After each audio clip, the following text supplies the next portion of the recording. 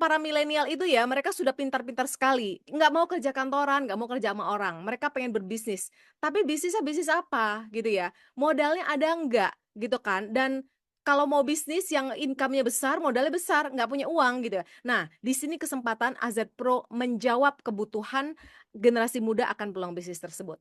Dan yang ketiga adalah membantu masyarakat Indonesia membangun keamanan keuangan keluarga dan warisan yang nanti akan diwariskan kepada generasi muda dan anak-anaknya ya. Next ya. Ini adalah bisnis landscape-nya AZ Pro. Sebuah bisnis itu tentu saja dia butuh ada sebuah market ya, pangsa pasar. Supaya apa? Supaya bisnis laku. Dan Indonesia adalah populasi yang sangat besar dengan kelas menengah yang terus bertambah, teman-teman, ya. Kelas menengah kita itu banyak sekali, menempati urutan keempat ya, setelah India, setelah Cina, setelah Amerika, dan keempat Indonesia. Jadi market kita tuh luar biasa sekali ya, dan berarti sangat besar peluangnya untuk kesuksesan bisnis kita. Dan yang kedua, ada permasalahan di Indonesia yaitu mayoritas penduduk itu tidak memiliki perlindungan asuransi jiwa yang memadai. Ya, mereka seperti saya bilang tadi suka insurance tapi nggak suka bayar preminya. Dan yang ketiga untuk menjawab kebutuhan ini adalah ya, dibutuhkanlah sebuah keamanan keuangan keluarga kan dengan perlindungan asuransi jiwa tersebut. Solusinya apa? Solusinya itu adalah AZ Pro ini karena AZ Pro memberikan sebuah imbal jasa berupa Financial Security Network. Nah, kenapa keamanan keuangan keluarga itu penting? Saya pengen tanya teman-teman di sini ya, semuanya jawab dalam hati aja gitu ya. Teman-teman itu kira-kira misalnya ada yang bekerja, ada yang berbisnis ya. Kira-kira nih ya, setelah terima uang, terima income, itu income-nya itu kira-kira langsung habis besokannya untuk bayar cicilan ya, untuk bayar pendidikan anak, untuk bayar kartu kredit, ataukah masih banyak yang bisa dialokasikan ya untuk dana pensiun, dana darurat gitu atau pendidikan anak dan macam-macam. Jika seandainya sebagian besar dari kita menjawab, "Oh, habis habis itu ya, habis terima gaji, ya udah ludes." Nah, berarti keuangan keluarga teman-teman sedang tidak aman. Untuk itulah kita perlu bangun. Kita perlu bangun itu, gitu ya, dan penting banget untuk punya sebuah keamanan keuangan keluarga itu, tujuannya apa? Supaya generasi-generasi kita itu, kita bisa wariskan income kepada mereka, bukan mewarisi hutang, seperti itu ya. Dan kita lihat ya, bisnis asuransi jiwa di Indonesia, pangsa pasarnya tuh besar sekali. 281 juta penduduk Indonesia menurut survei tahun 2022 itu ya. 95%-nya itu tanpa keamanan keuangan keluarga. Jadi hidupnya masih masih benar-benar dapat gaji terus habis habis gaji habis, dan itu banyak banget marketnya teman-teman, ya. Dan dari tadi saya bicara legacy income, apa itu legacy income? Legacy income itu adalah penghasilan yang bisa diwariskan.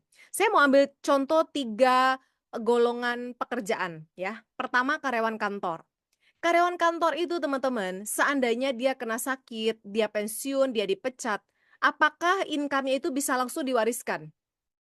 Enggak ya, habis, selesai, gitu ya. Berarti penghasilan seorang karyawan kantoran itu tidak aman. Saya dulu kerja di sebuah stasiun televisi, income lumayan teman-teman, income tinggi gitu ya. Tapi begitu saya resign, udah selesai, nol semuanya gitu ya. Jadi income seorang karyawan kantor tidak aman dan nggak bisa diwariskan. Yang kedua, ya, seorang dokter, pengacara, pekerjaan-pekerjaan profesional, seperti itu.